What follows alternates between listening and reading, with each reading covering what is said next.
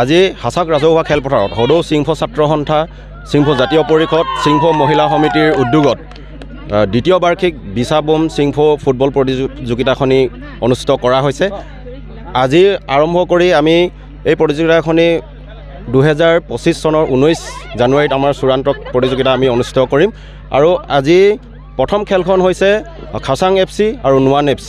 আৰু আমি ইয়াত আপোনালোকক এটা কথা আৰু জনাব বিচাৰিছোঁ, এই প্ৰতিযোগিতাত অসম অৰুণাচলৰ পৰা বহুতো দলে আমাৰ অংশগ্ৰহণ কৰিছে, প্ৰায় 16টা দলে অংশগ্ৰহণ কৰিছে। আৰু আশা কৰিছোঁ খুব সুন্দৰ এখন প্ৰতিযোগিতা অনুষ্ঠিত হ'ব। আৰু ইয়াত বৃহত্তৰ কুমচাইবাসী অঞ্চলৰ ৰাইজে ইয়াত সহযোগ কৰিছে। আমাৰ বিভিন্ন ঠাইৰ পৰা বিশিষ্ট ব্যক্তিসকল আজি আহি ইয়াত উপস্থিত হৈছেহি। তেখেতসকলকো আমি আপোনালোকৰ নিউজ চেনেলৰ জৰিয়তে তেখেতসকলক ধন্যবাদ জ্ঞাপন কৰিছোঁ। আৰু ধন্যবাদ জ্ঞাপন কৰিব বিচাৰিছোঁ এই প্ৰতিযোগিতাখন অনুষ্ঠিত কৰাৰ ক্ষেত্ৰত আমাক যিসকল ব্যক্তিয়ে আমাক কায়িকভাৱে হওক বা আৰ্থিকভাৱে হওক বা মানসিকভাৱে যিসকল ব্যক্তিয়ে সহায় সহযোগিতা আগবঢ়ালে আমি তেখেতসকলকো আজি আপোনালোকৰ জৰিয়তে ধন্যবাদ জ্ঞাপন কৰিব বিচাৰিছোঁ। প্ৰথম বিজেতা দলক 1 লাখ টকাৰে পুৰস্কৃত কৰা হ'ব, লগত ট্ৰফি থাকিব। আৰু দ্বিতীয় বিজেতা দলক 50,000 টকাৰে পুৰস্কৃত কৰা হ'ব। বিছা বম সিংফৰ এই ফুটবল টুৰ্ণামেণ্ট, ফুটবল প্ৰতিযোগিতা এইবাৰ দ্বিতীয় বৰ্ষত আমি উপনীত হ'লোহি। যোৱাটো বৰ্ষত মাৰ্ঘেৰিটাৰ কেটেদং জনজাতি হাইস্কুল খেলপথাৰত অনুষ্ঠিত হৈছিল। এইবাৰ আমি লেখাপানীৰ হাছাক প্ৰাথমিক বিদ্যালয় খেলপথাৰত অনুষ্ঠিত কৰিছোঁ। যে বিছা বম সিংফই 1830 চনত ব্ৰিটিছৰ বিৰুদ্ধে এক আন্দোলন কৰিছিল। পিয়লি ফুকন, জীউৰাম দলীয়া বৰুৱাৰ নেতৃত্বত। সেই সময়ত ব্ৰিটিছৰ পঞ্চায়তে বিচাৰ সাব্যস্ত কৰি বিছা বম সিংফক কলিয়াপানী কাৰাগাৰলৈ নিক্ষেপ কৰিছিল।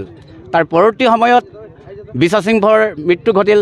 কিন্তু সুদীৰ্ঘ সময় ধৰি অসম চৰকাৰেও ভাৰত চৰকাৰে উপেক্ষিত কৰি আহিছে।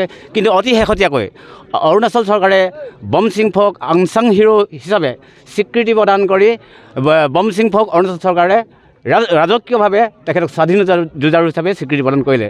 কিন্তু আমাৰ দাবী হ'ল অসম চৰকাৰেও পৰৱৰ্তী সময়ত আজিৰ তাৰিখৰ পৰা বা কাৰ্যকৰী হোৱাকৈ বম সিংফকো অসমত স্বাধীনতা যুঁজাৰু হিচাপে স্বীকৃতি প্ৰদান কৰিবলৈ আমি সদৌ সিংফ ছাত্ৰ সন্থাৰ তৰফৰ পৰা আৰু আমাৰ উদযাপন সমিতিৰ তৰফৰ পৰা দাবী জনাইছোঁ। ৰঙাপাৰাবাসীৰ বাবে সুখবৰ।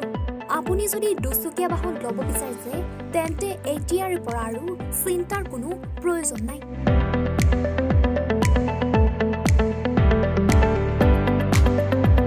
আপুনিও আহিব পাৰে DBP এছ'চিয়েটলৈ, বাজাজ টু হুইলাৰ ডিলাৰ।